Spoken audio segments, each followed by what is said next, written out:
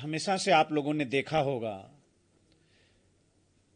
पूरे दुनिया में घूमकर पाकिस्तान रोने का काम करता है। जब कभी भी भारत की तरफ से कोई कार्रवाई होती है तो पाकिस्तान की आदत बन गई है, दुनिया में घूम घूम के रोता है और भारत हमारे ऊपर जुल्म कर रहा है, ऐसा बार बार कहते हुए पाकिस्तान को हम लोगों ने देखा है। थोड़े में ज्यादा स्वाद यही तो है इसकी खास बात। वाओ मम्मा, क्या स्वाद है। अरे मेरे राजा, माननीय प्रधानमंत्री जी के इस फैसले का हम लोग अभिनंदन करना चाहते हैं कि सर्वदलीय माननीय सांसदों का ग्रुप बनाकर पूरे दुनिया के साथ जो संवाद का एक अद्भुत कार्यक्रम बनाया है, इससे निश्चित तौर पे भारत का जो पक्ष है, हमारी जो बात है, हमारी जो कार्रवाई है और जो पाकिस्तान पर्दे के पीछे से आतंकवाद का खेल खेलता है, उसको बेनकाब करने का एक बड़ा अवसर माननीय प्रधानमंत्री जी की सरकार ने बनाया है और इसकी जितनी भी सराहना की जाए उतना कम है। बहुत अच्छा है।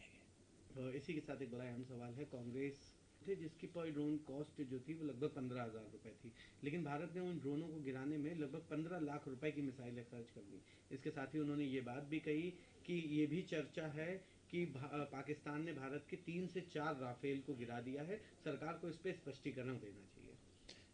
अच्छा, झूठी बातें जिस तरह से पाकिस्तान में प्रचारित हुई, आज एक एक बात का पोस्टमार्टम आज भारत कर रहा है और उसके झूठ और फरेब आज दुनिया के सामने आ रहे हैं।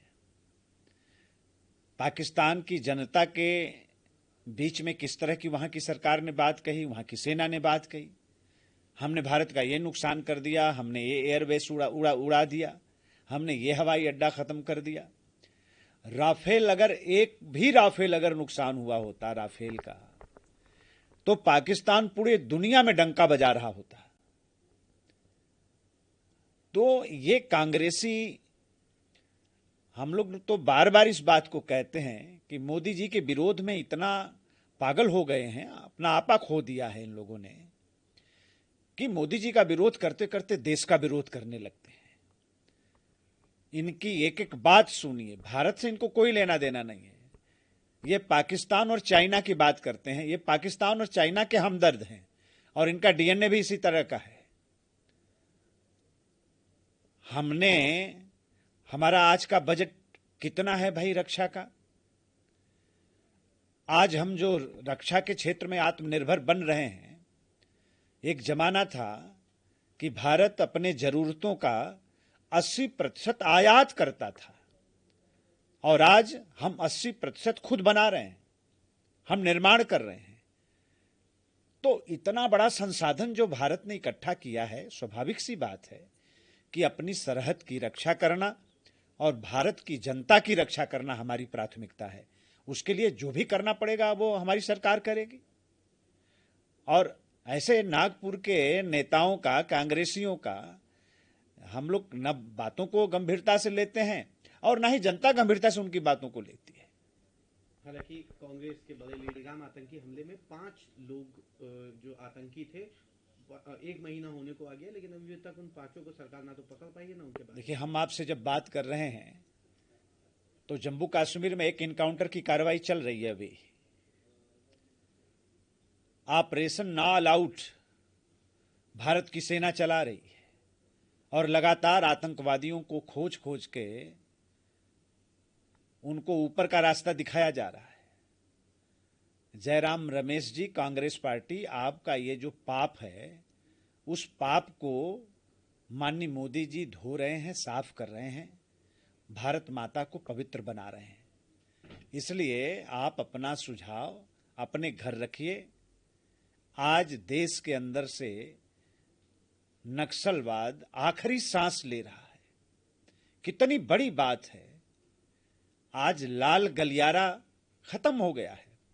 हम लोग समझते हैं आपके दर्द को, और कल जब आतंकवाद भी खत्म हो जाएगा तो देश की जनता की जो भावना है, भारत को आत्मनिर्भर बनाने का, भारत को विकसित राष्ट्र बनाने का, जब ये भावना जब चरितार्थ होगी तो देश कहाँ जाएगा और मोदी जी की सरकार कहाँ जाएगी। आप लोगों की परेशानी हम लोग समझते हैं। एक इसी के किस तरह से वहाँ हिंदुओं का नरसंहार किया गया, काफी बड़ी संख्या में आ गया, जिसके बाद मामला अदालत में पहुंचा, एसआईटी की टीम गठित हुई और एसआईटी की टीम ने ये निष्कर्ष निकाला है कि वहाँ पे टीएमसी के एक पार्षद थे, कोई और लीडर थे जो इस पूरे घटनाक्रम में शामिल थे, जिनके द्वारा हिंदुओं के साथ ये जघन्य अपराध किया गया। किस तरह से देखिए, आप लोगों ने भी कवर किया है, बड़ा स्पष्ट है, वो दंगा सरकार प्रायोजित था।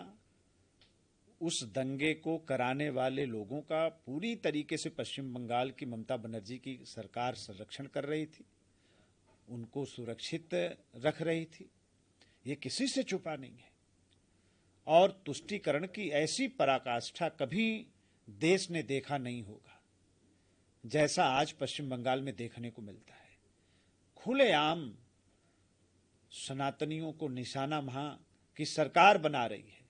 वो तो नाम के लिए लोग हैं, लेकिन सरकार संरक्षित और सरकार प्रायोजित वहां की जो कार्रवाई है, हम लोग तो पहले से कह रहे थे, आज वो सामने आप सब लोगों के लिए आ रही है। एक आखिरी सवाल रहेगा सर, किसी और की तरफ से नहीं हुआ था, पाकिस्तान ने इसका अनाउंस किया, जिसके बाद सीज फायर किया गया, लेकिन अमेरिका के राष्ट्रपति डोनाल्ड ट्रंप हमेशा इस बात को कह रहे हैं, काफी बार उन्होंने कल भी इस बात को कहा कि भारत और पाकिस्तान के बीच मैंने समझौता करवाया, भारत और पाकिस्तान दोनों को ही मैंने जो है ये व्यापार का ऑफर देकर इस बात को खत्म करवाया। साथ ही उन्होंने ये बात भी कही कि पाकिस्तान के कुछ नेता अच्छे हैं और भारत मेरा दोस्त है। अच्छा देखिए, ट्रंप साहब कभी कुछ कहते हैं, कभी कहा समझौता करा दिए, कभी कहते हैं हमसे कोई लेना देना नहीं है, और अब फिर कहने लगे हमने समझौता करा दिया। तो इतना तो समझदार पब्लिक है ना कि सच्चाई क्या है।